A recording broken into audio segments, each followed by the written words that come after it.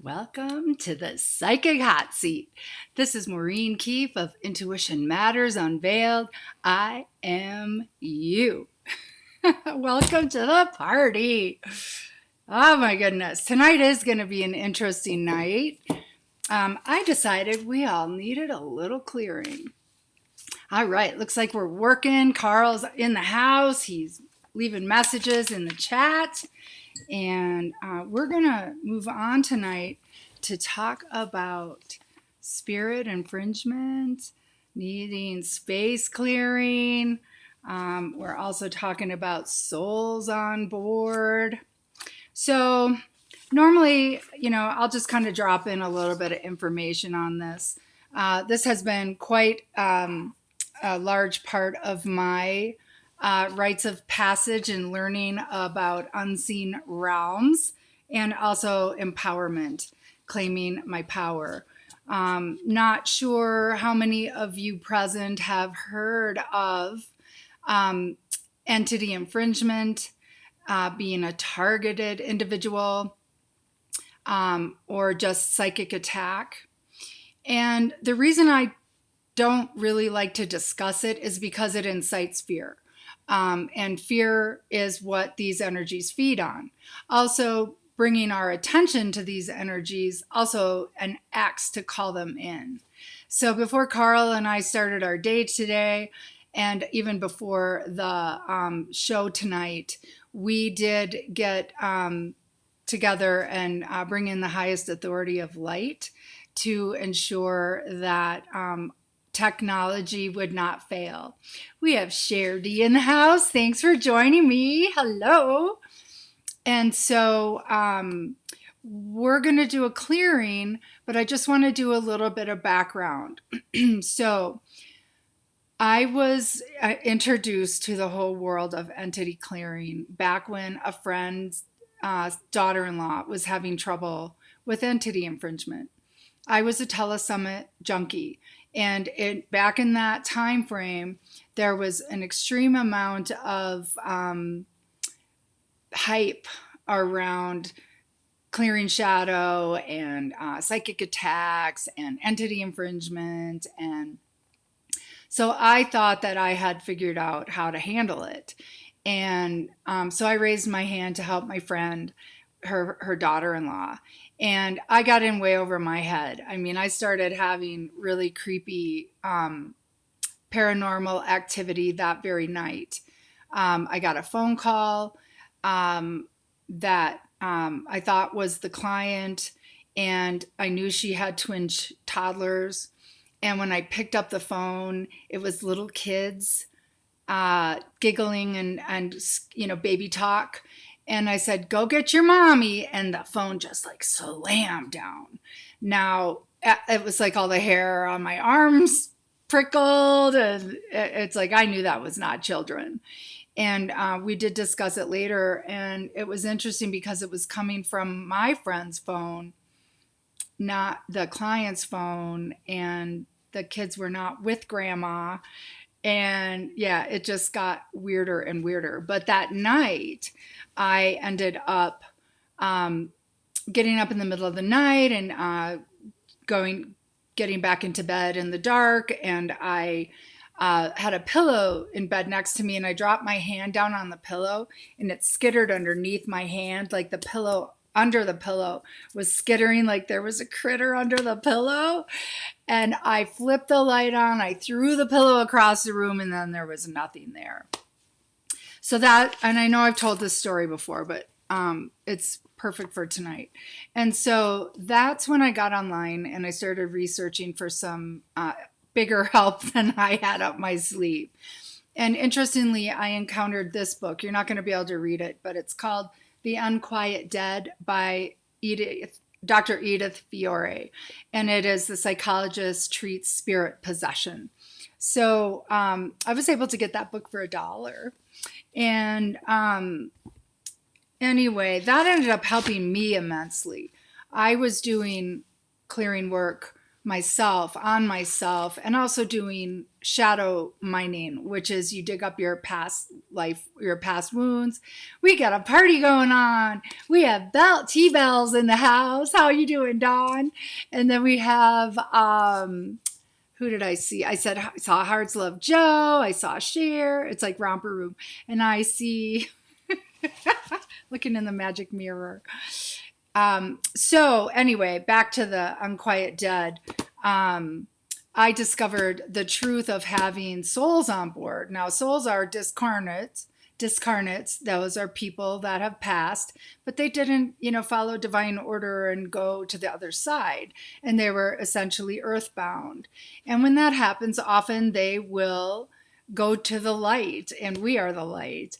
And so we end up having all kinds of others' energies on board. Now, you could think, oh, how nice, we're healing them, we're helping them transition, but that's not what's happening. What's happening instead is they are bogging down our system. They can't go anywhere until we do something about it. And if they had addictions, we're suffering with their addictions. If we have addictions, it's being amplified addictions.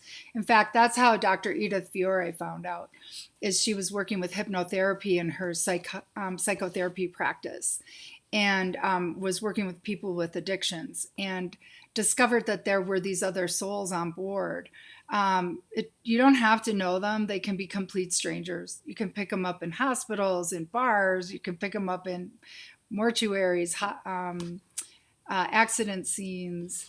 But how you notice, like I'm going to just read these real quick common signs. Low energy level, like crushed into the dirt, exhaustion, fatigue, like you just can't make sense of it. Character shifts or mood swings. Oftentimes you'll get super irritable, snappy, intolerant, judgmental. Or if you lead a real clean lifestyle, you might suddenly be like stuffing hot dogs in your face and drinking beer and weird behavior out of context with your norm. You may hear inner voices speaking to you.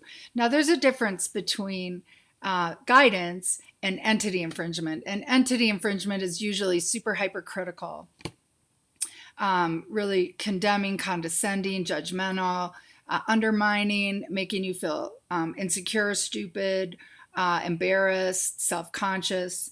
Like it's a super hyper inner critic, like on steroids. And really dark. Like I had that happen a number of times.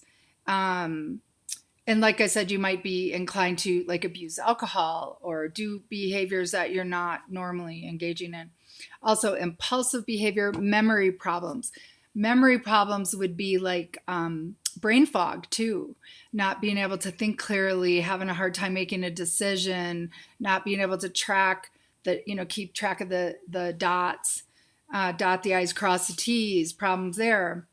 Sudden onset of anxiety or depression, sudden onset of physical problems with no obvious cause, and emotional and or physical reactions to reading The Unquiet Dead, which is this book. I'll tell you what, when I started reading this book, within the first, I would say 3 pages, but it's at least the first chapter, I was so effing mad. I could hardly contain myself. And it's because I recognized that I had 3 of my elders on board that were in their late 60s, early 70s when they died, all 3 alcoholic, all 3 mental health issues. And I was wondering why I was struggling. All right. So there was that. But I did, you have to be in a neutral place to do this clearing work. And it took me a good half an hour to get in a neutral place because I was so flash fried. But it's superpower. The reason I'm bringing this to the table is for pure empowerment reasons. It's not to scare anybody. It's been happening. It goes on. And despite being ultra prepared, the one notebook that I've been taking 3 pages of notes in is out of my reach. Let's see if I can see it. I know it's in here. All right, hold on. Do. All right. This is the joy of alive. So, I've been kind of hard on myself because of tech issues. Like even tonight, I got a screen, I got it all set up. It was overcast. I knew that the second that the show came on, the sun would come out, and then I'd be, like last time. And then, then I remembered that I talked to Carl last night and said, "Hey, it's 5 o'clock and it's already dark here." So then I didn't need to shade the light. I needed to create lighting. So lighting is not my strong suit. I was not trained in photography lighting. So that's what this is all about with this Shifto Changeo. All right. So what I wanted to talk about too was, this stuff has been going on all of our lives, and knowing about it, knowing what's happening empowers us so we can make changes, so we can do something about it instead of being dragged by the bus or crushed by the bus or whatever. We instead can make conscious choices and claim our power and not allow these things to govern our lives anymore.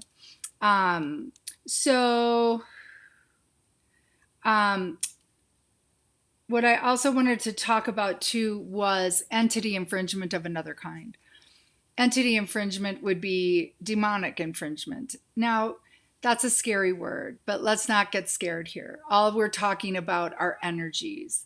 And so it's super important to understand we are the physical realm, in the physical realm. We are in our physical form. We are the ultimate authority over our reality. And so anything else going on in our lives is, I call it sacred worthy opponent. Because my belief is that we're on planet Earth in a hologram for mastery, for claiming mastery. And we set it up on a soul level, what we want to learn, how we want to expand as souls, what we want to master, what we want, do we need to be more patient, more tolerant, less judgmental, kinder? Do we need to choose ourselves instead of overgiving, instead of being selfless, instead of being self-loathing? So there's a lot of things going on. One of the things I wanted to talk about is like low level vibrational energies. They feed on us. They feed on our energies, mostly our emotions. Sometimes they can feed on us energetically to the degree of creating illnesses and ailments. Now it just takes teams with our own thoughts, with our own lifestyle choices. Like I said, sacred worthy opponent. So they help bring about problems and issues that get us to change. They help bring about issues that are disempowering so that we claim our power. They bring about aggravations and frustrations so that we seek to find what the problem is, or that we learn to be more loving, more heart-centered, reach for the light, connect with source. The things that get us into a better place. And keeping in a high vibe, I had fallen prey to fear-based thinking. Finances are tough. There's like a perfect storm happening. And I know, I have many people looking at me thinking I'm a failure. I have people looking at me thinking I'm a train wreck, that, whatever, however, I'm living my life is wrong. And yet I know that this scarcity issue is forcing me to move forward and create the things that Carl and I are creating, and launching the things I'm terrified to launch into new ground, or don't want to, trudge through all the mundane work that's going to take to get from A to B. And so this financial situation is holding my feet to the fire like nothing else has, right? Like this has called me forward all along, forced me to, go work for a psychic service, and enabling me to make a living, but also, really calling me forward to sharpen my skills. And so know that my negative thinking also started feeding into the fear. And I caught myself with that most recently, again and again, We do. We wake up, we get on mark, we go down the slide, we come back up, trudge up the hill, so just cut ourselves some slack and love ourselves for our journeys, because it is a game, and uh, it is meant to take us places, even though it isn't the places that are comfortable all the time, right? Okay. So these energies that are low vibrational energies feeding on us, they feed off of fear, feed off of anger, anxiety, self-loathing, insecurity, all this agitation, all this overstimulation, overwhelm, suspicion, pitting one against another, all of these states that all the fear mongering has brought about, the whole pandemic has brought about, are all massive food source for these low vibrational energies. So, but look at it this way: it's not malicious per se. It is energies seeking food. So when we grow a carrot and we go out and we pull it out of the dirt and we wash it off and chop it up and boil it, I mean, is there an ounce of maliciousness in that behavior? No, we're eating, right? So essentially that's really what's going on here. My camera's doing really freaky weird things. That's a surprise. So I'm looking for a Kleenex to make sure my lens is clean too. But regardless, neutrality. So recognize we're being called to think higher thoughts. We're being called to stay in neutrality. We're being called to make conscious choices. And then the other side of that is ET infringement, which is not all ETs are going to infringe on us. They are errant ETs, just like there are errant humans with bad behavior, humans with malicious intent. And I just said that it's not malicious intent, but there is an element of entertainment messing with humans. Wow, that camera thing is going a little weird. And so, I look at it as though they are counting coup, like in Native American tradition of war. It's whatever. It's gaming. They're like claiming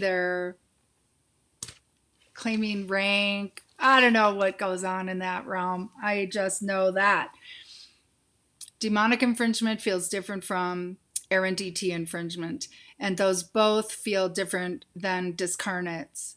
Ghosts are essentially discarnates, and they are disembodied spirits. There are a couple of levels of ghost behavior, and some of it is kind of like energetic looping.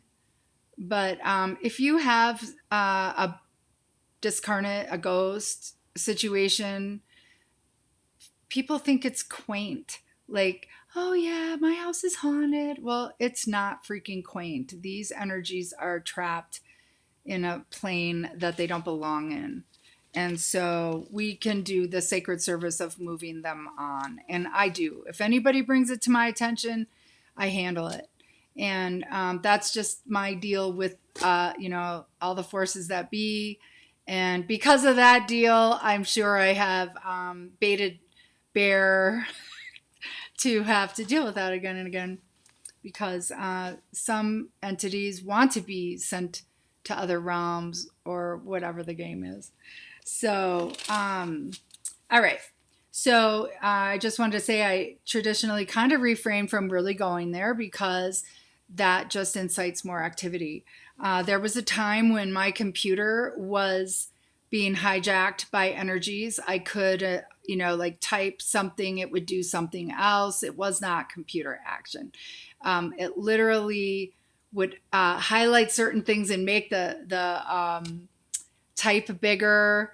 That was like inciting insecure thinking. I don't know. I don't have the details of what it was, but it was like something about, are you alone and, like essentially alone and left out of the party. It was timely.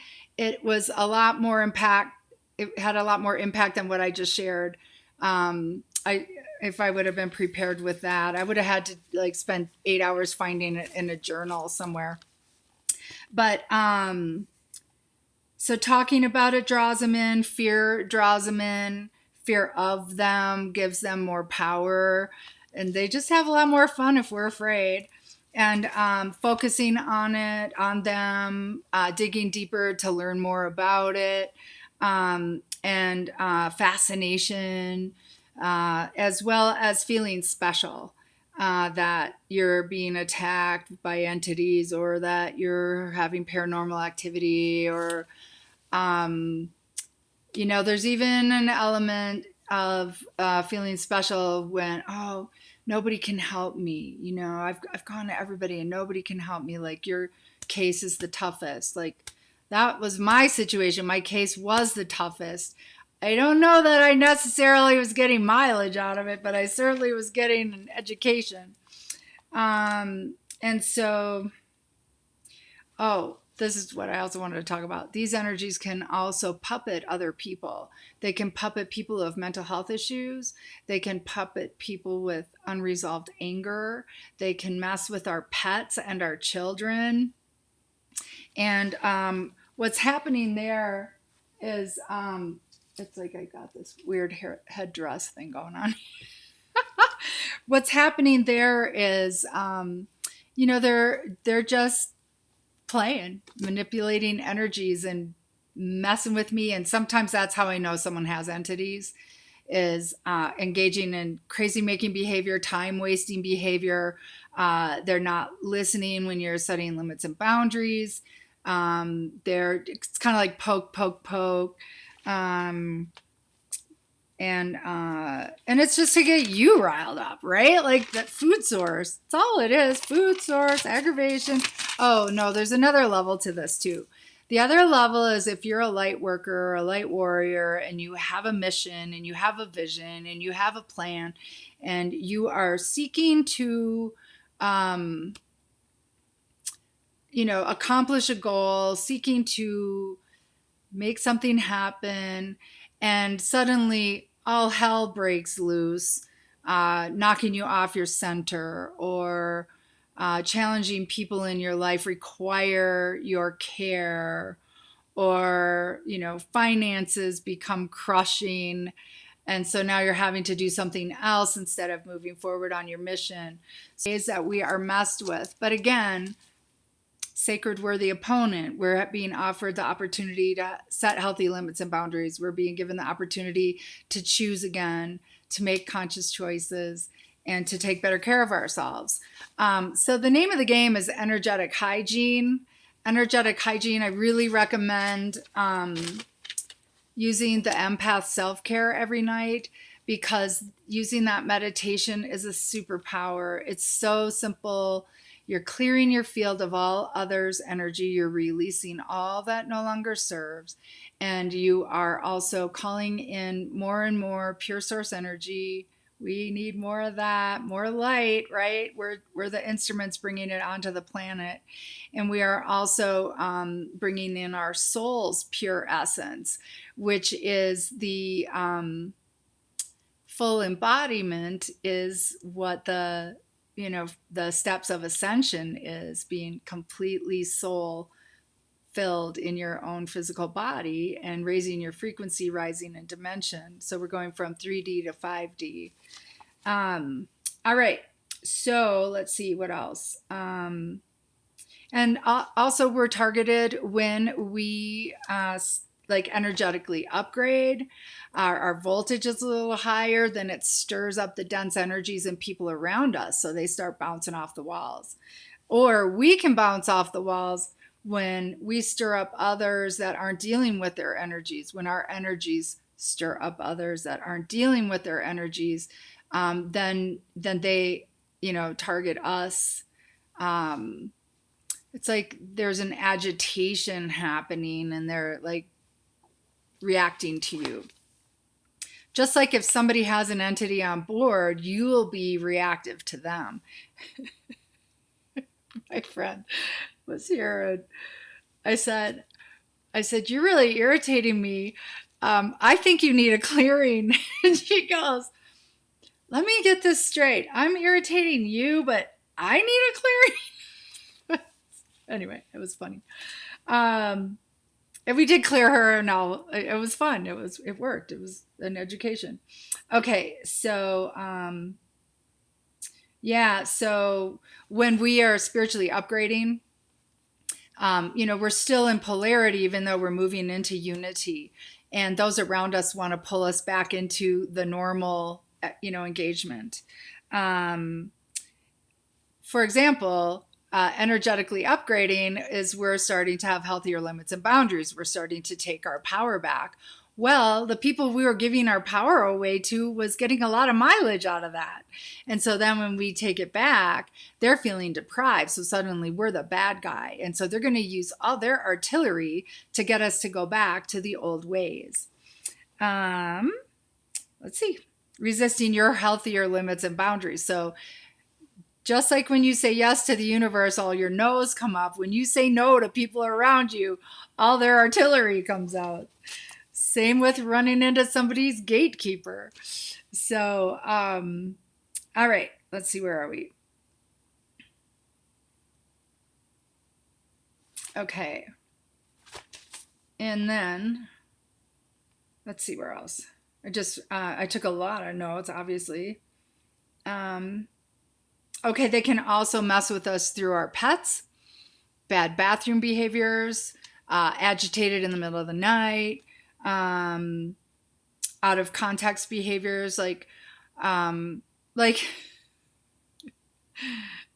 told the Christmas shit story about goofball on my bed while I'm working. Like, I'm on a phone with a client that's paying a lot of money to talk to me. And so I heard activity going on the bed, and I had all my Christmas card stuff laid out. And one of the pictures was I was putting this little picture of a Christmas ornament in my cards, and they were it was 2020, so it was a dog with a little it was a flat pewter of a dog silhouette, and then hanging from it was like a pile of dog poop, and it was 2020. I just thought it was hysterical. So here I have all my Christmas cards, stuff laid out, stamps, address book, cards, envelopes, stickers, whatever I was doing. I started hearing this thrashing around noise behind me. I can't break what I'm doing. I'm working, right? Like, oh my God, talk about discipline and control and holding space. I get off that phone and I turn, and Goofball had lost his bowels and was thrashing around in it all over my bed and my Christmas cards. So I know I've told you that before, and it is, what you focus on, you create more of. So don't focus on shit. And, but guess what? My dog acted like he was paralyzed. So I get him off my bed. I was convinced he was dying. I think I signed off at work. I took him out into the other room where there was more room, and I started doing clearing work on him. I started doing healing work, and I started doing clearing work, and I can't remember, was it 1 hour or 2? It was like 3 hours later, like I was working on this dog. He bounces back just fine. So our pets can really mess with us. They can mess with us being finicky about eating, changing their behavior, not sleeping, being agitated, so aggravating us, food source, causing us clean up or researching, healing them, distractions, keeping light workers from doing their work. Unless you're supposed to be a veterinarian, right? All right. Okay, so anyway, so these energies also use all natural forces. For example, you could have flowers in a vase, and all of a sudden the water becomes putrid and the room is smelling like a swamp, or food starts rotting super fast, or like I would be vacuuming. I am telling you what, it would take For me to do this, it would take like a miracle to make the cord go around a certain curve of a thing and grab it and knock the lamp over. But these weird calamities, those are all part of it too. Aggravations, food source, strange odors, amplified odors, nasty odors, and rodent behavior.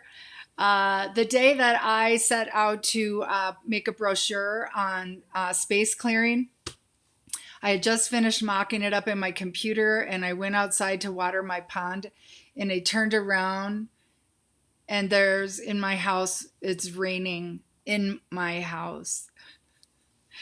There was a broken pipe, and the hose was raining in my house. So, it's interesting. It's entertaining, not. But it makes for some great stories, but you start telling all these stories and you're kind of inviting in trouble. But we created a container for this. But the purpose of it is to do clearings because there's a number of people in my life that are asking for some support in that way. And also, I'm being messed with as well. I don't know, 1111 Gateway, I don't know if that's having anything to do with that. I meant to pull something up on that. But Carl and I were pretty busy today. We revamped a number of things, and we did good work. So let's just see. All right. And so if your home has issues, if you move into a new home and the home has issues, you can do a space clearing in that home. And I do space clearings, and I can do it remotely. I can teach you how to do your own space clearing as follow-up.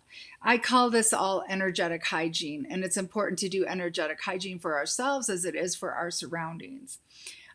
Because when our space is clear, energetically clear, we have more harmony, ease, and greater emotional stability.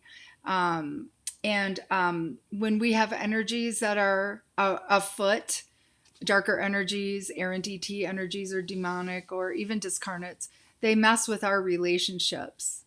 And so to really create a more enjoyable life experience, clear your trauma, clear your aura, clear your space, keep your vibe high, focus on positive or what you want. Worry is a prayer to make it so. And if you feel, like you're being crushed under the bus and nothing you do is helping shift your mood, emotional state, or even addictions or ruminating thoughts, seek help. I do that kind of clearing too. And we're going to do, what we're going to do tonight is we're clearing the demon and ET infringement. One of the theories is that as we are ascending, the beings that have been trapped in lower realms or even contained in lower realms are being liberated, released, cleared. And as they're being moved on through the dimension to be cleared, that they're giving it a last hurrah. And so, light tools are our superpower, recognizing how to keep ourselves balanced, stable, positive, self-love, self-care, and conscious choices. So all these energies are just calling us forward for more of that. If you need a little more help in the deal, even if you want to be a space clearer or do entity clearings, if you feel you have a calling for that, if you're feeling challenged, which I have numerous times myself, because they can amp it up, please book a session because I will help you. I will tell you everything I know. I'm not trying to be the grand, knowledge holder. I just want to facilitate our fastest claiming of our wholeness, of our happiness, and of our thriving. So how we're going to do that is we're going to get fully present. So feel your feet on the floor. If you're sitting with your feet off the floor, rub your feet together. You just want to be consciously aware of the sensation of your feet, because that means then you're energetically in your body. And then when you put your hands together in prayer mudra, you're creating a closed circuit, a complete circuit of your energetic flow. So take a deep breath and just relax into this moment. You can set the intention that as you breathe in, you're breathing in prana. And what is prana? Higher consciousness, higher frequencies, pure source energy. And just keep playing with the lighting. So from this place, we're going to, as we breathe in, breathing in more light. And we're going to put our hands in prayer mudra at your heart center. That activates your heart center. And just breathe long, slow, deep breaths. And then from this place, bring your brain down into your heart. So sink your mind into your heart center. And at your heart center, the sine wave is of love. And love emulates the shape of our DNA codons, our DNA helix. And so it's activating all of our DNA with the frequency of love. And so that gives us all of our power. That gives us access to all of our genetic history, genetic knowledge, ancestral wisdom, and of the wisdom of all of our past lives. And so activating it with the love frequency is really bringing you online with all of your gifts and innate abilities. And so breathing in more light, you can set the intention that you are activating your DNA with more and more light. So you're activating your dormant DNA, bringing it online. And I always like to say, with full mastery. So we are accessing our innate abilities with full mastery from all lifetimes we've ever attained mastery. And we are amplifying our ability to thrive. So that's bringing in more light, bringing our brain into our heart center, activating our heart center, being fully in our body. So from this place, let's drop a cord of light down into the heart of Mother Earth and feel Mother Earth receive us with great celebration and adoration and love. And she just flows her love up into our hearts and into our bodies and all of our layers of our energy bodies. And she's just filling us with love. And we are going to send a cord of light up into the heavens and feel pure source energy, celebrating our connection. Feel goddess connection, God, goddess connection, and feel that love flowing back into us. And let's also get a tornado of light surrounding us. I like to spin it counterclockwise because it demagnetizes the hold of anything in our field that we're ready to release. And so this tornado of light is towering above us. And this light is prana. It's pure source energy. It's God's love, goddess love. And so know that we are safe in the sanctuary of this sacred vortex. And the point of it goes to the heart of the earth, where there's a great transmuter, and Mother Earth is going to do sacred service with us by transmuting anything that we release.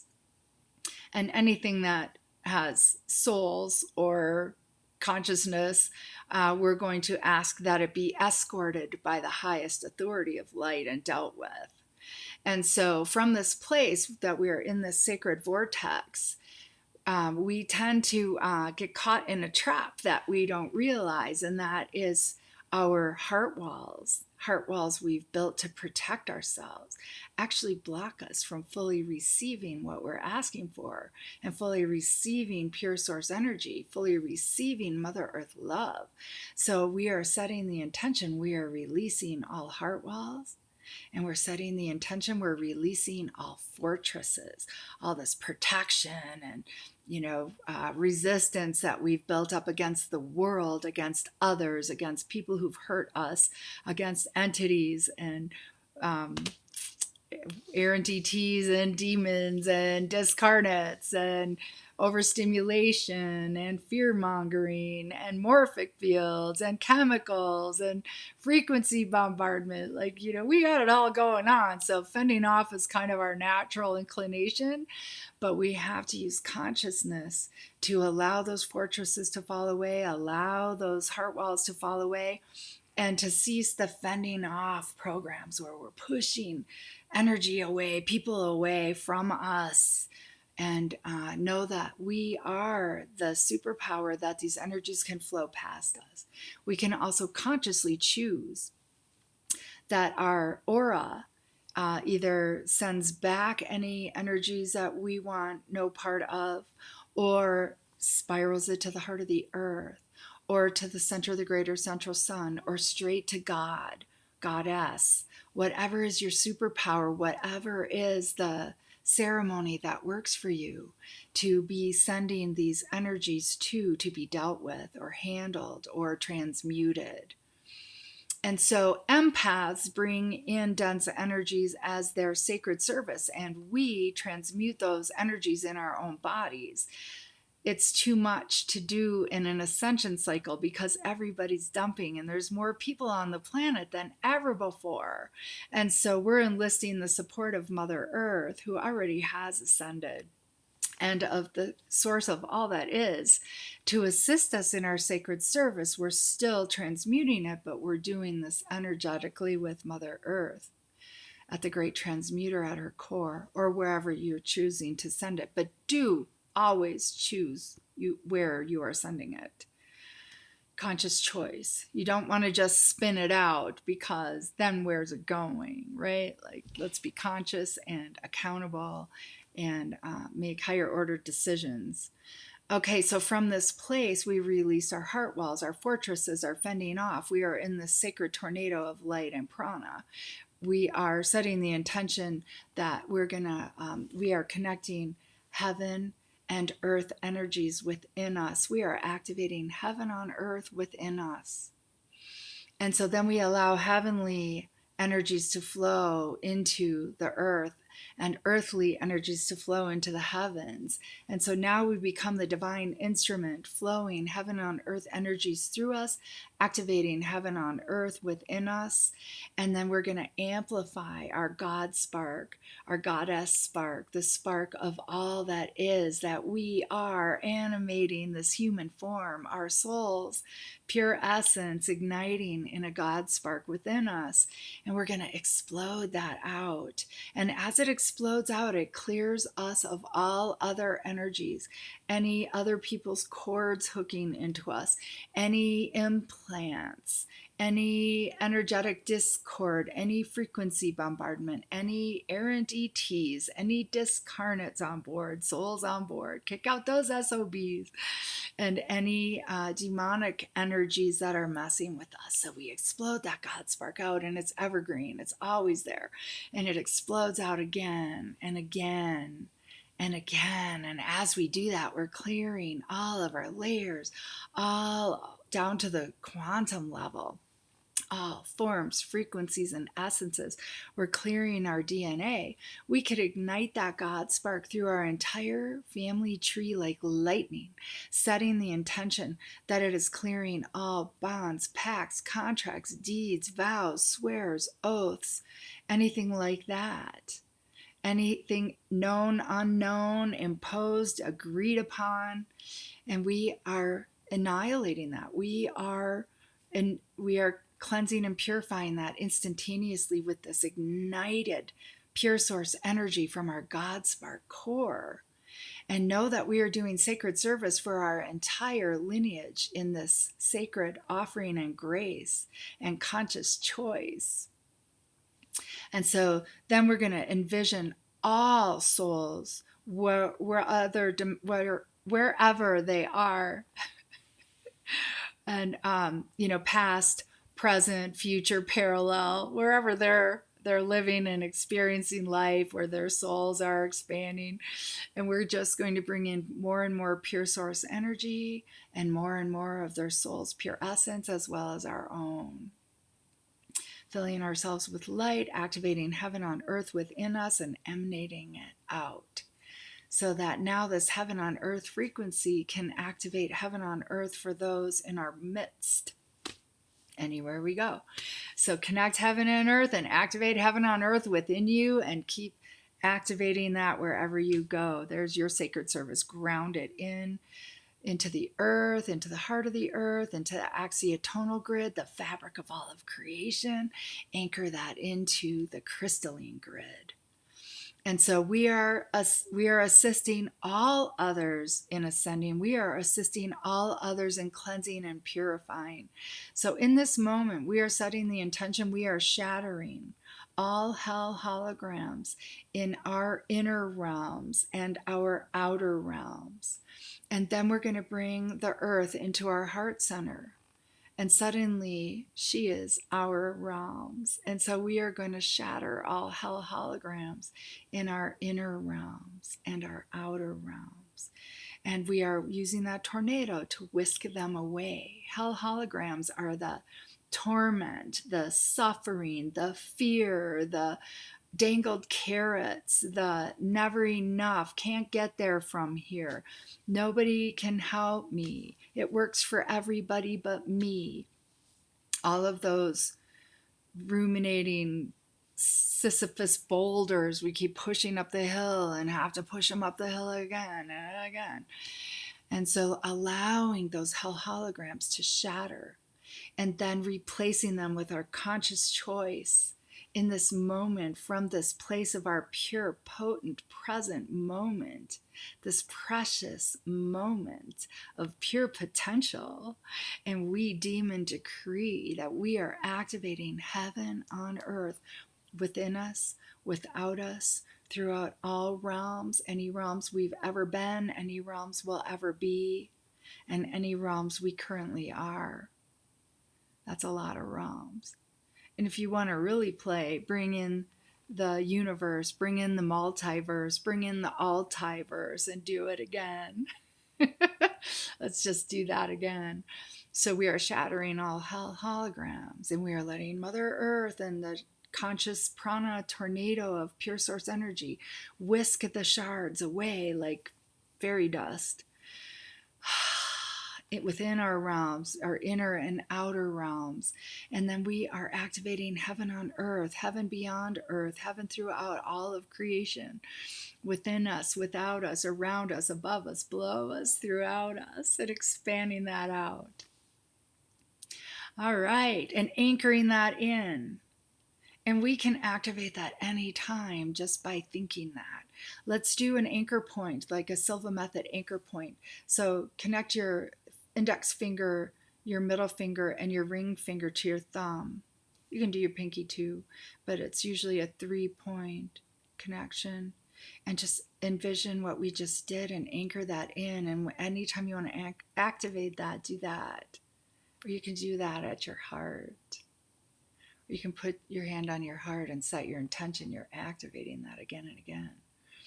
And so anytime you are suffering with a sense of being messed with, or someone in your midst is, or you feel like your pets are, your space is a little different, but you can, by my divine right, repeat after me, by my divine right, by my divine will, and by my sovereign authority, I deem, declare, and decree that all of my realms, all hell realms are cleared, are shattered, heavenly realms for all, and emanating out throughout all of creation. Say it in any way that works for you. Say it in any way that feels powerful. If you're in a situation where you're feeling infringed upon, use the term, you have no authority over my reality. I render you inert. Say it with conviction. It is a pure and potent statement. All right. And so then I go on to say, I invert all inversions and I extract you from my realms. And then I call in the highest authority of light for assistance. And I activate the highest authority of light that I am. And because this is not for discarnates, but for other infringing energies, and I set the intention, activate annihilation program. What we're doing is we're annihilating those mastery programs that are torment, that are torturous, that are corrupted, that are amplified, and we are annihilating them from the matrix. Conscious choice. This is our world, our realm, our life experience. Conscious choice. We're in charge. So choose. By my divine right, will, and sovereign authority, I demand and decree that it is so. That this is done. Game over. So I hope you feel supported with the sacred service. I hope you have some takeaway tools to work with and use in your own. If you feel like things are out of control, if you've learned information that disturbs you, that you need more clarity, that you need more light tools or working knowledge, book a session. Let me know that, if you need extra support or if you want to learn how to do this because you feel a calling. You really need to be feeling a calling because this is honestly not fun. It's just not fun. It's constant barrage.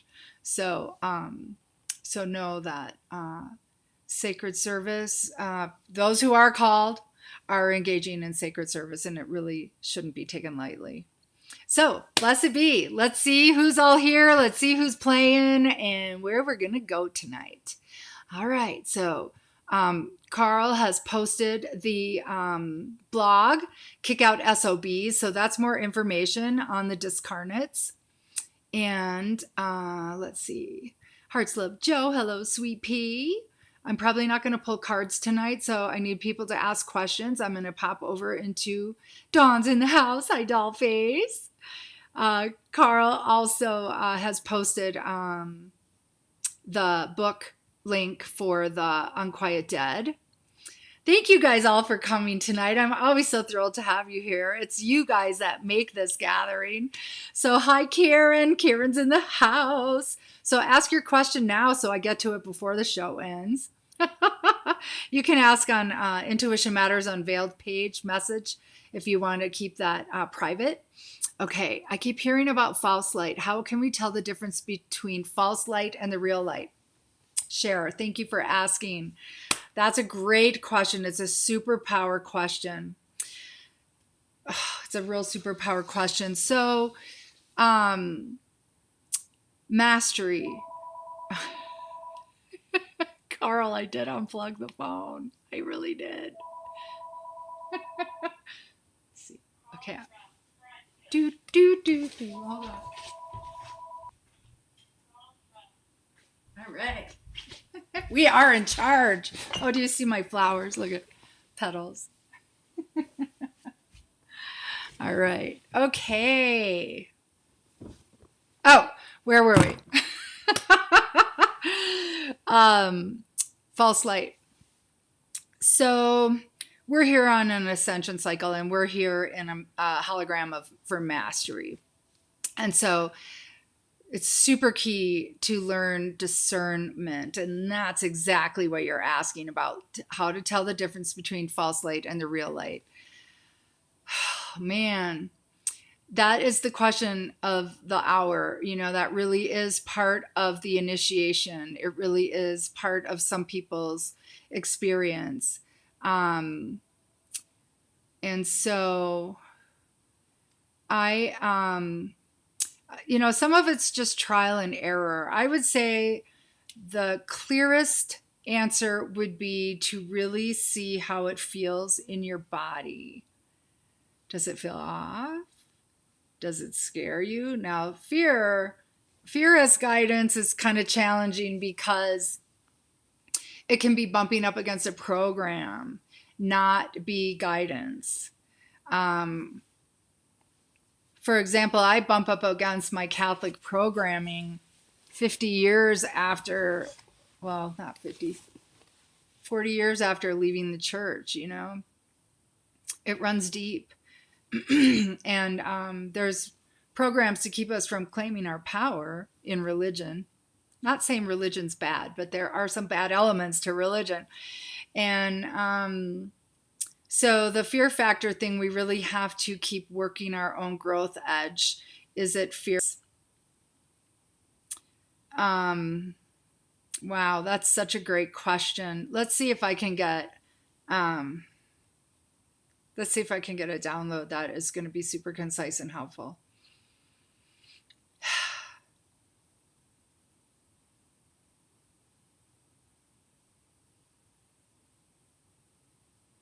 So, my go-to has become muscle testing. And Rachel asked me if I would teach that. So I think what I'll do is we'll do that next time. We'll do it next week. And I'll teach, to go kind of in depth on muscle testing and discernment using muscle testing. So it's kind of challenging false light and real light. Okay, so for muscle testing, you would have these check stops to make sure that your muscle testing is accurate. And you would, it's bugging me having that flower right on my head. You would have a check stop so that you can double check to see if your answers are accurate. You have to be completely neutral when you ask those questions. So it does get kind of dicey when you're asking for your own stuff. But so the first line of awareness would be, how does it feel in your body? If it feels off, that's information. If there's fear, then you need to discern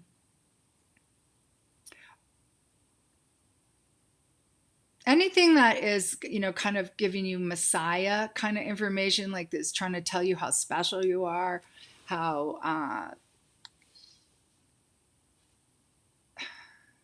like Messiah complex is what I'm thinking, is not of the light. It's manipulating you. And if it's being critical, it's manipulating you. Usually high guidance feels super solid, like it settles in with a presence, like solid presence. It feels more serious and expanded at the same time. So my highest guidance is to master physical reality and clearing your own emotions first, like really make that your highest priority before we go super ethereal. And the reason for that is the more emotionally resolved we are, the more stable we are, the more solid we are, and the less influenced by these dangled carrots, these grandiose promises, these lures. So deal with the physical, move on into the spiritual, but really start learning your own language about yes or no's.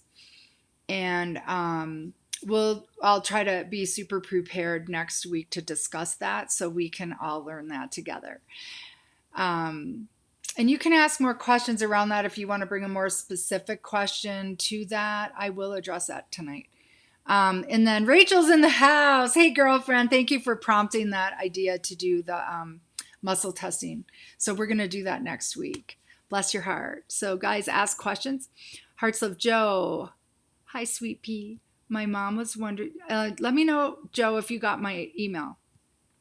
My mom was wondering if my sister would be rewarded from the lawsuit before the end of the year. And okay.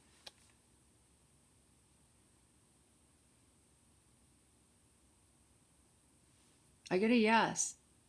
Is that going to happen in November? Like it's coming in December. I think we got November before. But do you know time is super slippery, but I am getting a yes. Is CJ missing Nina? That's getting a no. Who is the famous Jewish person we're related to? Jesus. Jesus. That's who. All right. Oh no. Current place is haunted. So far it's quaint. Shows up in my dreams trying to communicate. Okay, so Dawn, I'm going to do that on my own time. And, well, should we do it now? No, I'm going to do it on my own time. And then you can let me know if that activity ceases, if that dream state ceases. Okay. And then Carl posted the empath self-care guide. Thank you for doing that. Really, you guys snag that. And don't be worried about spam. I haven't even created my first newsletter yet. It is coming, but it's certainly not going to be spam. There'll be cool stuff in it. Okay, experiencing this, can't and won't go back. Can you explain gatekeepers? So I don't know. Experiencing false light, can and won't go back. So I am not super clear on that, but if you want to ask that in Messenger, we can go a little deeper. Can you explain gatekeepers? Yes. So gatekeepers are essentially our ego. Gatekeepers are what's trying to keep us alive, but wreaks havoc in our lives because we want to express, we want to experience life, we want to have fun, we want to explore, we want to have adventure. And our gatekeepers want to keep us the same, doing the exact same thing all the time in the same place with the same people, no matter how miserable we are, no matter how abusive the situation is. If we're still alive, it's working, right? Like their job is successful.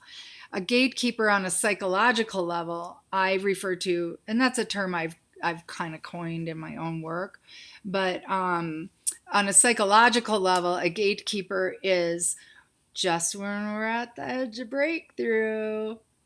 The gatekeeper is the one trying to keep status quo. Status quo means keeping you believing the same things, choosing the same things, and engaging in the same behavior. Now, where it primarily shows up is when you're going to break down a defense mechanism. And so that's when they really get in your face and they can really wreak havoc. Like if you're working with a therapist, all of a sudden the gatekeeper has twisted and it's lit up something in your mind. Your defenses are going to come up naturally because that's what happens with defense mechanisms. And so then when we try to push past them, then the gatekeeper throws the gloves off. And so all of a sudden the therapist is suspect, or the practitioner is suspect, or the boss is suspect, or the coach is suspect. And it makes them wrong. And you'll be prone to being suspicious or thinking they're behaving inappropriately, or that, that their unorthodox approach is abusive.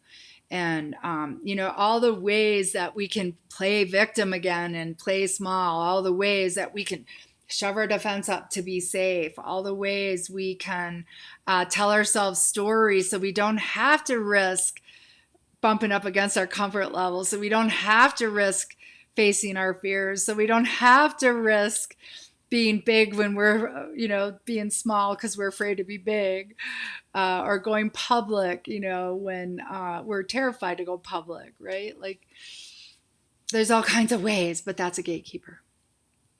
And it happens in relationships. Here's where it really happens in relationships: when there is massive trauma in somebody, and then they have massive defense mechanisms, and then they get in a relationship where they start to fall in love. Well, what happens when you're in love? Your heart starts to open. What happens when you're in love? You start feeling feelings. Okay, now that gatekeeper does not want that person feeling the feelings that are behind all these walls. Well, you open one door, the floodgate could bust, the dam could break. So the gatekeeper then throws gloves off and all of a sudden wreaks havoc in the relationship, creates really inappropriate behavior, or creates acting out, or creates ruthless, scathing verbal assault or attack, or even physical. The gatekeeper will get the person to engage in behavior that will guarantee the mate ends it, Because why? They want that mate as far away from them as possible. The gatekeeper wants that mate who risks them opening their heart, who risks them feeling their feelings. So that's how it works. It's very complex, but fascinating. And I can feel it energetically when it's happening. And I've been the target of it numerous times. And so you really have to be committed to your own change and your own growth and your own claiming peace of mind, sanctuary, harmony to bust through that type of programming. So really, really be mindful that if you all of a sudden, you want to annihilate your therapist, ask yourself, is there maybe something going on here that's in my highest good instead? Okay. Or towards what I really want. How does my twin flame feel toward me currently? His thoughts towards me currently? Am I seeing his... Okay, how does my twin flame feel towards me currently?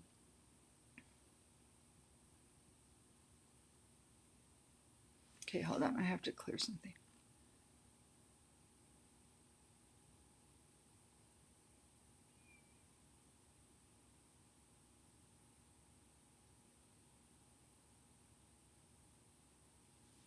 Okay. How does my twin flame feel towards me currently? Okay, first I'm asking if that was his. I felt like this vice around, like a band around my head. And that's not his. Is he thinking about you? He is. Is he thinking lovingly about you? He is. Is he fantasizing about you? He is. Is he ready to pick up the phone? He's not. Is he ready to text? He's not. Is he ready to follow you? He's not. So he's still got the gatekeeper going on. He's still, and that's a good example of a gatekeeper, is a twin flame on the run. A twin flame on the run because they're afraid of feeling their feelings. A twin flame on their run because the intensity of the love is too much for them because they don't trust love. Not because a twin flame's on the run because they're choosing them, because to stay in that twin flame relationship is abusive. Okay, so that's different. Breaking out of a relationship that's abusive, especially a twin flame relationship that's abusive, is you facing down your gatekeeper. Okay, so there is a difference. And about runners. Okay. Is he still trying to face down his fears? He is. Will he? He will. I am seeing his football jersey number a lot. Does that mean he's thinking about me at that time? Does that mean he's thinking? I'm getting to know about him, thinking about you at that time, but it is your universe reminding you that you are connected. It's like your angels giving you angel numbers. It's real. It's not a story. And I can't wait till it's real in physical form for you instead of the waiting game, that twin flame walk of fire waiting game. Well, hello, Sue. We have someone who is working through, back in the day, we had to fend off so many tech issues to even get, I think I mentioned that last time or the time before, to even get to a clearing event. Like we just did tonight was a clearing event. And we had to have 2 or 3 different accounts to access that practitioner. We had to have 2 or 3 different devices. We had all these fail-safe overrides, workarounds. It was just an insane amount of interference back then. And I have learned a lot from Maureen on this topic. And oh my God, girl, have we come a long way. I've learned a lot from you on this topic. And we've both learned a lot from Bonnie. So blessed be on all levels. Yeah, energetic hygiene is important. It's critical. It is what's going to keep us balanced and stable. Carl, if you want to call it a night, you're sure welcome to. It's 8 minutes after now. Just ping me if you are, or yeah, ping is fine. Someone said cats chase. Thanks for dropping in with that, Susan Worthington. Love you, girlfriend. Someone said cats chase spirits away with ill intent. What are your thoughts on this? I think it depends on the cat, but let me ask. Okay, so I get a note. Do some cats do. Are all cats familiars? Not all cats are familiars. So that's why there's a few more layers to that. Thank you for this clearing session. I greatly appreciate you. Grateful for your skills and knowledge. Oh my God, girlfriend, back at ya. We kept each other sane during some of the most insane times. Wah! Wah, wah, wah. Unbelievable wah. All right. Cher D, thank you for doing this clearing. You're so welcome. Some pets really are incarnated souls that are protectors that are here supporting us in our work. For example, Lori Rayon, is that her name? Lori Rayon has a cat, Puda. Puda is like the Buddha who's incarnated a number of times through different cats. And I believe she even says that it's Abraham coming through Puda. I don't know, but she's been bringing through information for a really long time. So she actually channels Puda, the cat, bringing through information that Puda, the master, is bringing through, or AKA Abraham. I'm not sure. I think that's how she was experiencing that. But Puda, the Buddha, like the Buddha, not the Buddha. Okay, let's see.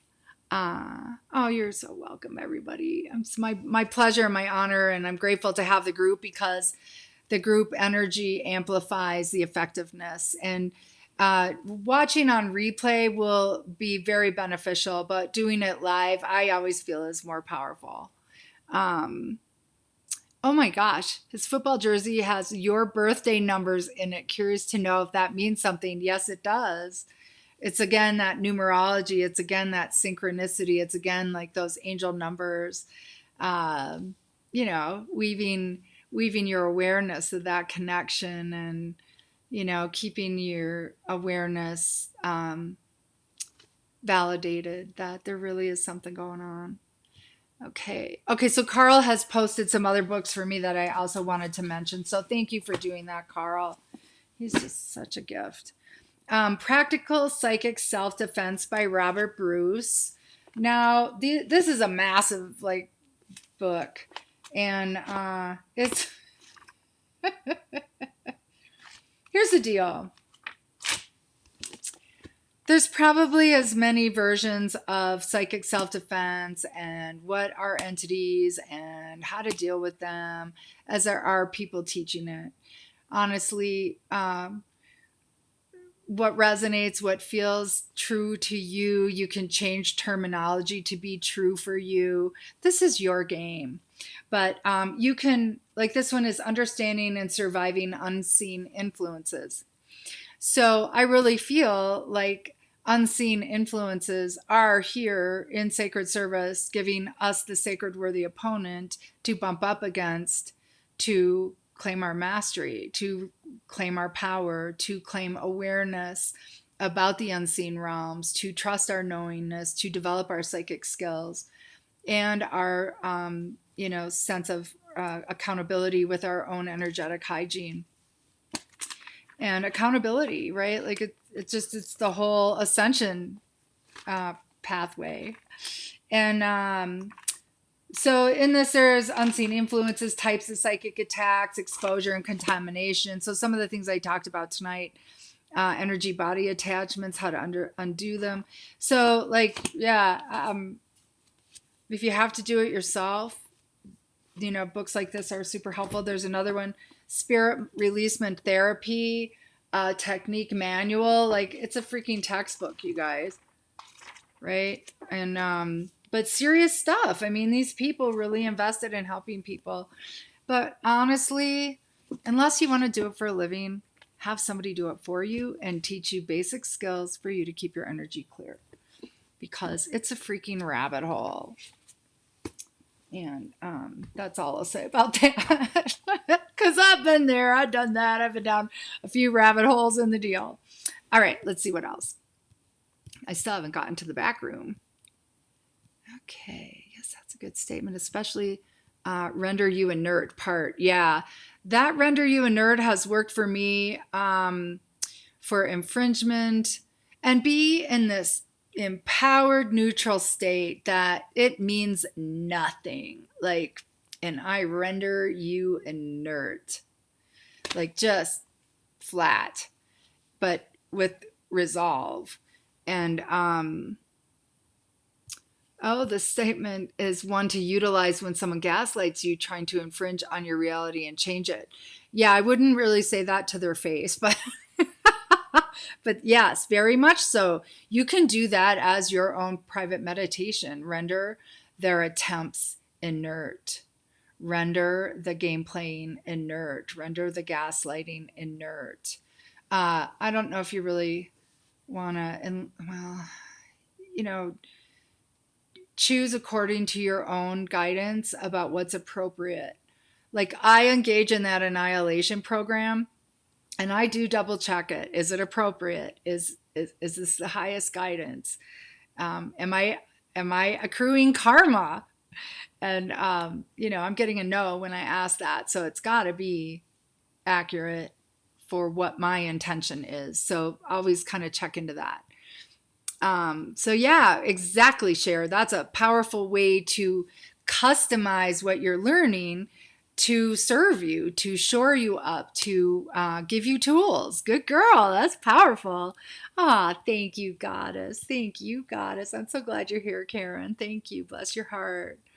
Thank you for your sacred service, Maureen Keefe. You're going to make me cry. Thank you, Sue. Oh my gosh. Cher saying thank you. Anyone else? Frozen glitchy video, or maybe just me, right? We kind of summoned it.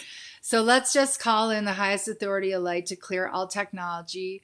We'll ask that it be restored, renewed, regenerated, and aligned, and recalibrated and harmonized to optimal functioning for whoever owns it, whoever's using it, and for all the networking needed to bring through the information. Heart to heart to heart, amplified, calling in your light teams. And so let's do this too. Let's set our intention that we are spiritually accelerating our light teams. And now that they're accelerated, let's amplify their voltage. And now that they're spiritually accelerated and amplified, let's multiply them. Let's multiply our light teams exponentially, a godzillion fold. And let's multiply our light teams exponentially, a godzillion fold, again and again and again. And then from that place, let's bring in all members of our light team onto the planet, into the planet, around us, throughout us, that are here to assist us in the highest authority of light, to support our journey, our ascension, our evolution, our thriving, and our sacred service. Blessings. Awesome. Would love to know muscle testing. Yeah. So, Susan, I'd love to know if it's still glitching. I agree. Muscle testing is a good topic, and go more into depth about. And I am happy to do that. Because I sucked at it. Like, I couldn't get it. Like, oh my God, it was like, I just want clear, quick answers now. And I wanted about simple, mundane things. And I wanted about esoteric things. And I wanted about guidance. And what do I need to know? What do I need to do? What's my next step? Is it, do I do laundry now or tomorrow? Like, whatever, like, simple. And trying to figure out what's wrong with things. So good topic, go into more depth. Yeah. So tune in next week. Whee! Okay. Does he still want to flirt with me? Hopefully I will hear from him soon. I feel he can feel how much I care about him and I'm attracted to him. So is that all true? It is. Does he still want to flirt with me? Yes. Will you hear from him soon? Yes. And again, soon and, time. So just hold that vision, girlfriend, keep that vision going in your own mind's eye. Okay, Dad was wondering how has his father been? He passed away a few years ago. Let's find out. So first I'm going to ask if he passed properly. He did. And is his dad thriving? Yes. Is his dad with him? Yes. like in divine order with him. So know that, oh, let there be light, right? I just learned that if I hold my hand here, it'll keep it lit up right. All right. How is his father in? Does it make for muscle testing when my hand is over here?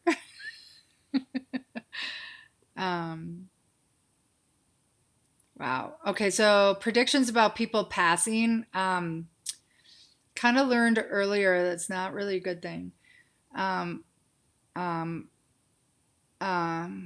let me address that in a minute. Okay, has dad's dad reincarnated again? No. So is dad's dad actually a guide for him? He is. So ancestral guide. Yours too, Joe, if you want. He's I'm just hearing open-hearted, gregarious guy there for everybody. Like he's just kind of having fun on the other side, showing up for his family. So was he like that in real life? He was not. Was he like that in real life? No, he was not. But he's kind of making up for that role he got to play in this life. Because, we play roles, and the roles we play are intentional and agreed upon on a soul level. I always talk about our sacred service when we come in as empaths, when we come in and get wounded in childhood with abuse, that our sacred service is also a secret mission, that we are liberating the planet of these frequencies. And it's, we have to embody them. And then as we heal ourselves, that's how we're liberating the planet from them. And when we heal ourselves, it shifts the hologram. So it makes it easier for others to heal themselves of those same type programs and patterns. And earlier we talked about, if there's a bloodline connection to Jesus Christ, my belief of that is that you are here to clear martyrdom archetypes. And that you're also,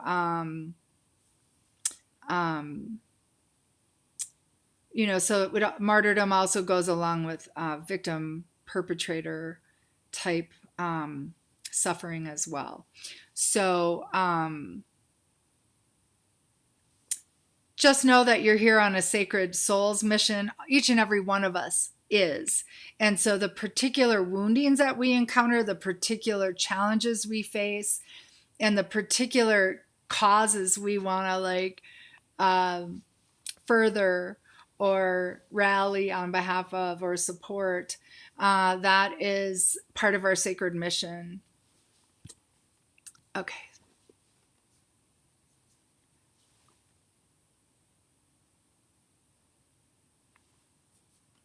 I'm getting a no on within the year. Could that change? I'm getting a no. So I'm not going to predict when, but I'm getting a no about within the year. Know that time is ridiculous to predict, but that's the answer that I'm getting. So that's how I'm going to give that to you. We'll look at the email you sent me. So, okay, so I just want to make sure you got it. And do look at it. Hello. To clarify, video only glitched for a little bit every time you'd start to answer the questions about false light, right? That's how it works. I'll tell you, it's happened on calls where all of a sudden the static starts kicking in on the calls. And then we do the clearing and the static stops. So it's, that's spirit's most accessible method of engagement is electromagnetic, because they are. So working with technology is, it's kind of the easiest way for them to have an impact. Happy to know, will tell my mom. Bless your heart. My father is getting memory problems, and my sister said that he may not be around too long. What do you get on that? He will turn 89 December 4th. Okay, memory problems. I'm just going to ask if those memory problems can be turned around with coconut oil. And so that's getting a no. So that would tell me that that is not insulin resistance type dementia. Although, does he have diabetes? Tell me that. I'm getting a no, but it's got a little resistance. Does he have hypoglycemia? So that's an insulin resistance issue, but it's getting a no that coconut oil would help. I think he's going to be around longer than you guys think. A lot longer gets a no, but longer than you think gets a yes. Okay, Cher gets a thank you, you're welcome. LOL on the fun of tech, right? Oh my good God, girl. We still need to do a movie. Yes, be happy. We'll be happy when we're in reunion, manifest in physical form. Yeah, should I say off my Instagram account? Guess what? That gets a no. Open season on the Instagram account, girlfriend. Jump on. Just curious if he sees my name a lot or something that reminds him of me. Well, I think he's actually thinking about you all the time. All the time gets a yes. And does he see things that trigger memories of you? That gets a yes too. So he's your twin flame. So, you know, he's having a lot of the same things you are.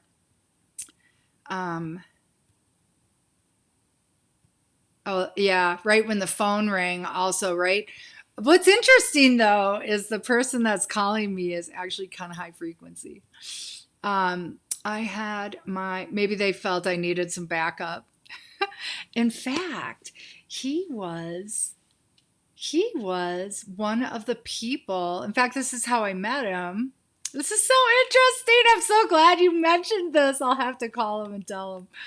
He was a participant of a space clearing at a home in North Oaks, Minnesota, that I and he and two other women showed up to do the clearing for. And that was fascinating. That was the first time I had done a clearing. The person who facilitated it coached us beforehand. And it was, I think it was after my mate had died and I was living alone in an apartment. And she warned that the entities, energies would know that we were going to do a clearing and that they would try to cull us out of the team. And that how they would go about that would be messing with our minds, playing on us with fears, insecurities, or pit us against each other. I've witnessed the pitting against each other in projects that had real potential to be powerful and very light filled. That has happened too. So like this circumstance was that as well. And so, yeah, he was one of the first space clearers. And when I was actually in the home, they had said, don't look him in the eyes. If you see the entity, don't look him in the eyes. And it was the trippiest thing. I ended up in this room that was like a den, and it had a drawing of a child. And the eyes, like I looked at the picture, and it's like there were eyes looking through the picture, and like I averted my eyes. And then there was a fireplace that was a see-through fireplace, so you could be seeing the fire from one side, you know, the one room, and then in the other room. And it had this grate, you know, firewood grate that had cats. And then the cats had red eyes that when the fire would light behind them, it would light up the eyes. And so I've seen another set of eyes. And so it was just super fascinating, the energies that I was perceiving as I was navigating, doing the clearing. And we were using sage and music and rattles and intention and working together as a team. Very interesting. So that's who was calling just now during that time. That's fascinating. All right. My polarity reversed and has caused healers to have to straighten out my polarity to get accurate muscle testing. Heads up. Yeah, girl. And that's exactly what my problem was. Polarity reversed. It's just like I talked about Jimmy Mack talking about our energies running direct or reversed. And I think Donna Eden talks about them as strange flows. And so Jimmy Mack talks about like your sunflower is supposed to be at your head and the roots are at your feet. And when your energies get reversed, it's like the roots are at your head and the sunflower is at your feet. And so I do this conscious Tai Chi kind of movement of alignment, bringing my sunflower back into alignment. And that's just conscious intention, bringing my energies direct. And another way you can do it is like crossing your arms and tapping your K1 points. Very grounding. Wayne Cook method. Anything that gets you in your body and gets your energies running direct again. But the Jimmy Mack method has really served me. So yeah, that's exactly why I could not get muscle testing. And here's when your polarities will flip: when you get emotionally triggered.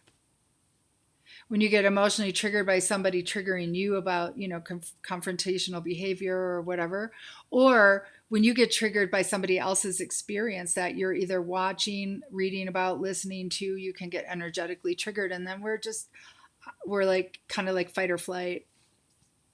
So anything that would get you out of fight or flight would also benefit getting your energies to run direct. And there are some trigger points too for running your energies direct. So I'll try to research that for next week. Oh yeah. So I need to get into the other side here. How am I doing on path? I'm hearing great. Ready for miraculous change. Yes, you are. And will miraculous change take place? Yes, it will. You're on a journey of empowerment and massive, like facing fears and facing the unknown, and like you're really doing it. I'm so excited and proud of you. Excited for you and proud of you. When you were clearing the tech, it glitches for a short time. Oh, that's interesting. Okay, no, Dad doesn't have diabetes. So, is it? I do get a yes on Alzheimer's. But man, people can live a long time with Alzheimer's. Okay. Hope to hear from him before the end of the year. That does get a yes. Will you hear from him before the end of the year? That gets a yes. You're welcome for answering your questions. Okay, so I'm going to pop into the back room. Question about Kundalini awakening. Could it seem like the whole world changed? 100,000-fold, yes. It could rock your world in ways that leave you incredibly unstable.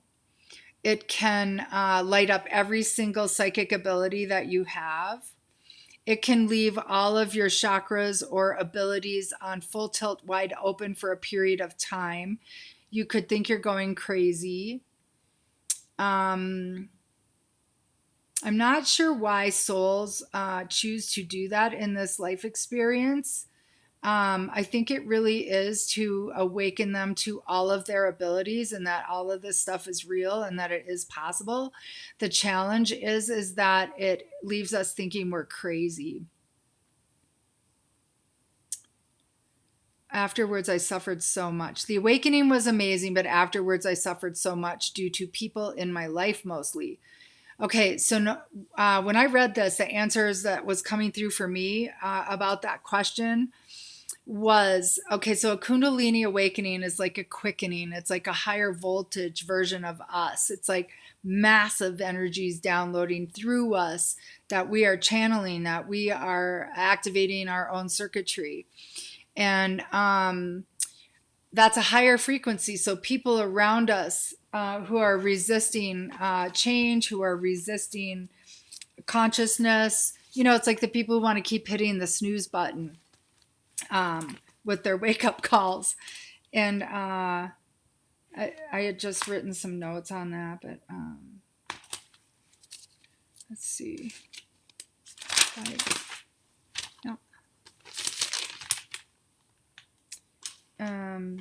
But it's again, that higher frequency acts as a catalyst for people's dense energies to be brought to light, to be healed.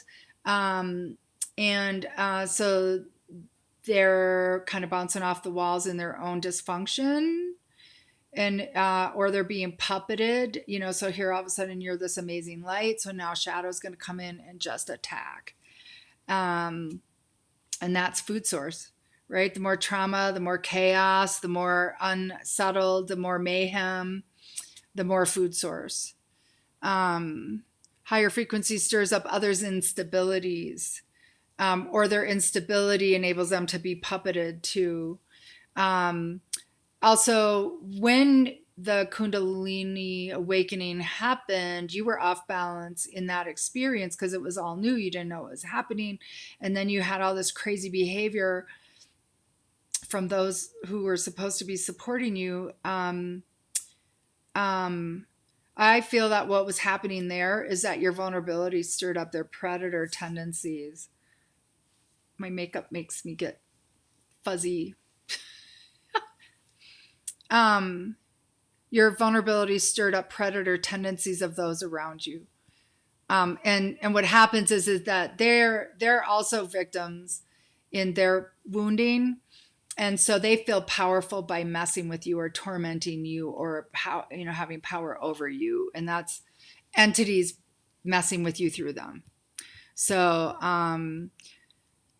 that's not always about Kundalini awakening, but that is about this particular experience, and it is about some others' experiences, but it's not always the experience. Kundalini awakening can be very pleasurable. It can be very exciting. It can be, like a really wonderful upgrade. Okay, so let's look at this one. Okay, so there's a question. Somebody got scanned. I can't remember if I answered this one first. Asking if her family member should take over a facet of her business. And that gets a yes. And it gets a yes. And oddly, when I ask if she should be involved, I get a no. So I don't know what that plays out as. We can ask more specific questions around that. Okay, had an aura scan. Can you check the truth in it, dear heart? Okay, so I'm going to ask: was this person experiencing soul loss? So they got a yes. I'm getting a no. Reverse negative polarity, energetic sickness. Okay, so if we remain in reversed polarity or in negative polarity, I'm not quite sure. But it's kind of like when your energies are running reversed, you're not really in a thriving situation energetically, right? Like that keeps you off balance. And so it's asking if you had energetic sickness, reverse negative polarity. I'm getting a no. Was it at the time? I'm getting a no. Spirit entity attachments. I'm getting curses. I'm getting a no. Okay, so really what I think is happening here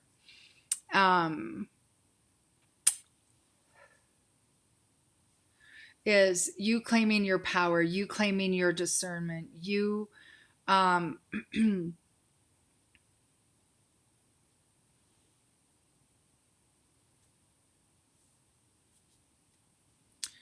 because like I'm checking in because I know what your circumstance was at that time. And,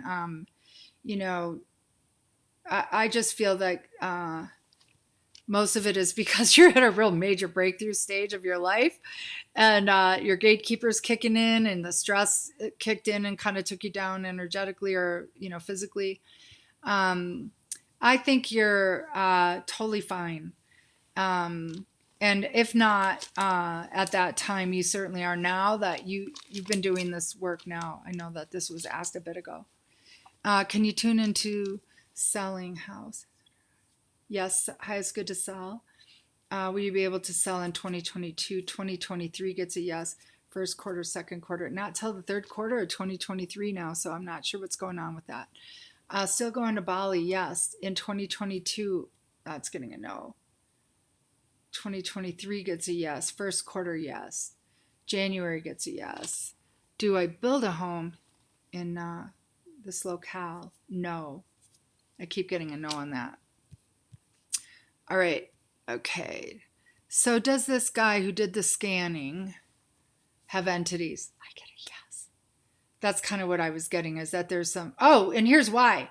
When I tuned in on that information for you, I was literally getting hit in my own will center, like with a poke kind of sensation, like not a chopstick, not a knife, kind of like something like this, crystal tip, like poosh, poosh, kind of attacking my will center. So whatever, we're all doing the best we can, and we fall prey to stuff, and there's some mood altering substances going on, and that's whatever. It's not my thing. It used to be my thing, but it just feels like that kind of leaves us prey to other energies, and depends on how you're using it and why you're using it and how much you're using. So he's not dark, but I think he has good intentions. I think there's some ego involved. And that makes him prey as well, right? And so, yeah, I really do think you're fine. And I am sorry about making you wait. But I think you really are on this journey of recognizing that turning to others is not really, your path is certainly, you seek validation, but I think you're really supposed to be claiming your power. So there's that. Like, even when I am like seeking out, who do I ask for assistance? Like, no. There's one person that I'm getting a yes on, and I don't think she's even doing one-on-one sessions. All right, let's see.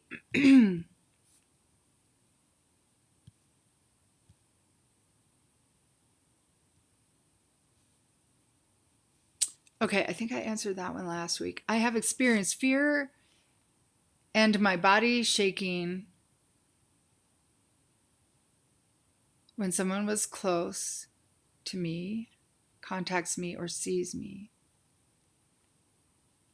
Is it just because I'm triggered, or is it a fear I need to listen to? Okay.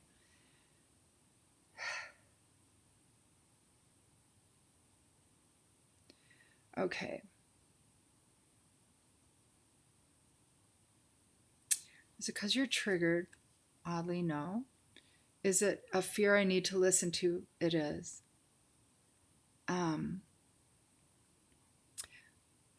Is it theirs? It's yours. Is it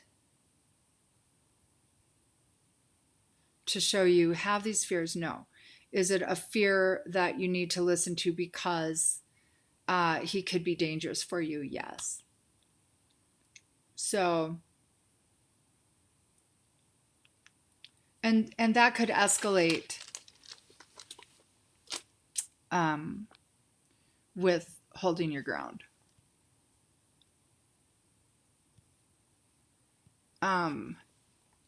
Is it probable? No. So the whole reason this is coming up is so you're not afraid as a victim.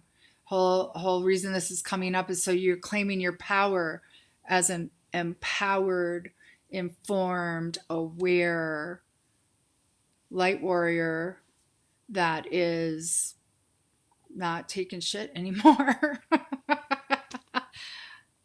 Okay? You can ask more on that if you want. Okay, I think that's it. Okay. And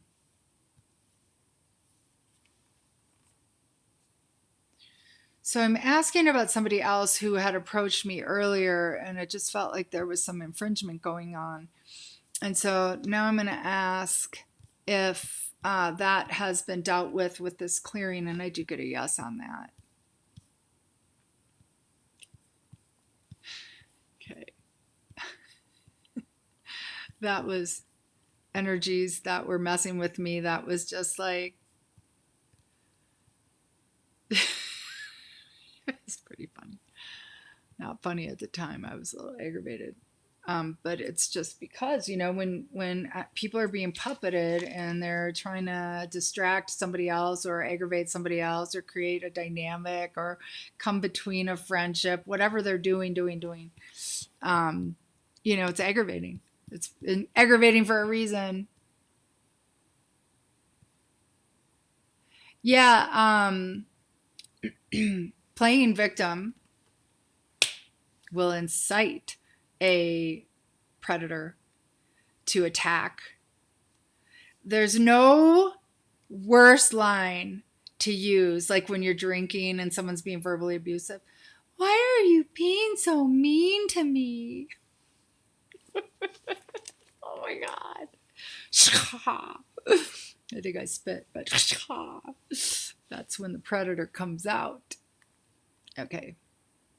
What does it mean to come into my power? Okay. So when we're abused as children and we get a very deeply ingrained victim pattern, or very deeply ingrained codependency, so victim is we don't feel we have any power, and that everybody has power over us. Codependency is when we give our power away to everybody to be safe and to please them. And then claiming your power means recognizing that you have power, recognizing what boundaries are, recognizing that you can say no, recognizing that you can leave a relationship. That's claiming your power, recognizing and choosing. And the codependency is the healthy limits and boundaries. It's making you your number one. It's making you your highest priority. It is risking disappointing others to take care of you. That's claiming your power.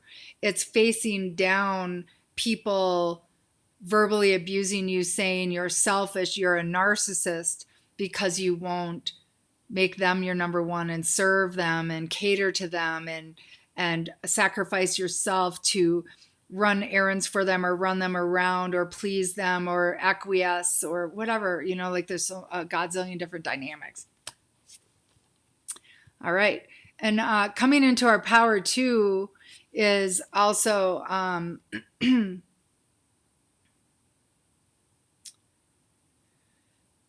like when we wake up. So when we are realizing that there's more going on than just physical reality, when we realize that we are divine, when we realize that we are immortal souls embodied in a human body for a game, for an experience, for an expansion, for sacred service, for a mission.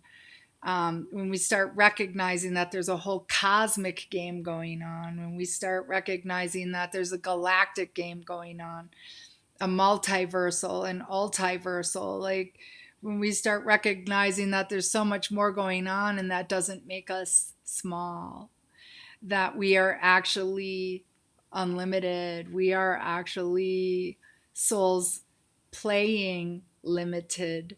It's a game. And that's why these low vibrational energies like to mess with us, because we've forgotten we are unlimited. And they know that we're unlimited, but we have forgotten. So that's half of the joy of the baiting and the antagonizing. And, we hire our soul family members to hurt us so that we embody the trauma and abuse that we are going to heal from. So we liberate the planet and the matrix from those programs. And like I hired my adopted mom, and then I say, well, she liked her job too much. Yeah. And then in the afterlife, then she also liked her job too much with the whole entities on board thing. So yeah, it was, is she my greatest teacher? Yeah. Would I hire her again? I don't know. Guess what? I'm probably not coming back again. I'm going to find a new game. But anyway, we'll see. Maybe the game gets a whole lot better now. It is. We are hitting tipping point. We are bringing more light onto the planet. We are the sovereign authority over our own reality. We are waking up. more and more in every moment, and we forget again, and then we wake up again. So please don't judge and condemn our circle of soul friends that are struggling and slipping down the slippery slope, or recognize we're all on a journey of expansion, and that journey involves making mistakes and doing dumb things and hurting our feelings sometimes, and just love yourself enough to take better care of you and not engage in selfless service, right? Like, make you your number one, honor you, love you, self-love. This whole restoring divine order by claiming you are your number one has such more potent ramifications. And why choose you as your number one? Because you are sacred.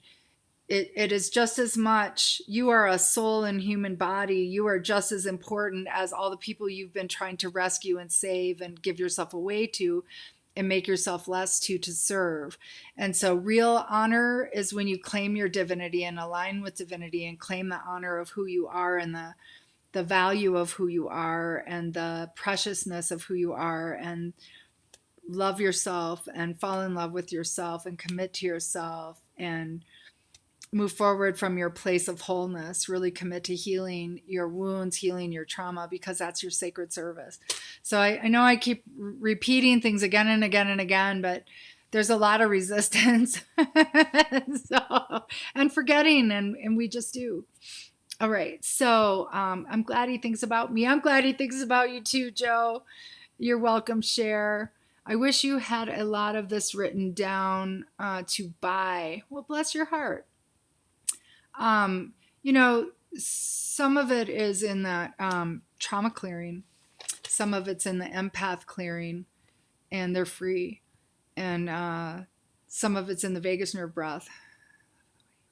Oh, I love the way you word things as you move us through energy exercises. Your phrases are so empowering. Well, here's something you can do, my friend. So on YouTube, when you're looking at the title, and then there's a couple of icons like thumbs up. Oh, by the way, please thumbs up the video if it has been at all helpful. Please share it with anybody you feel would benefit from it. If you haven't yet, please subscribe. And if you share it, please ask your friends to subscribe too. Because what will happen then is it gets me to a broader audience. YouTube goes, oh, people like what they're putting out. Let's make sure other people see it. Right? Because they like creating interest too. And then I get more exposure. And then I'm able to do more things and create more activities within the YouTube platform. But I can't do it until I get up to 1,000 now. It's just ridiculous. Okay. So what I was saying was, if you continue on to the right, there are 3 dots. I think it's horizontal dots. If you click on those 3 dots, it says something about transcript. So then you click on transcript, and a little box opens up, and it's got timestamps. And then what you can do is click on timestamp toggle. And if you do that, it takes all the timestamps out, and it's only this wide, like a column, but it has the whole dialogue of the whole show right there. And you can copy and paste it to a document. There you have it. Whee! Do you think I will hear from him before the year ends? I think I got a yes on that, but now I'm feeling a no. You will. Yes. That's getting a yes. All right. Okay, guys, it's 7 o'clock. I went 2 hours, so I made up for lost time because last week. I got to get to work. All right. Love, love, love. Thank you for being here.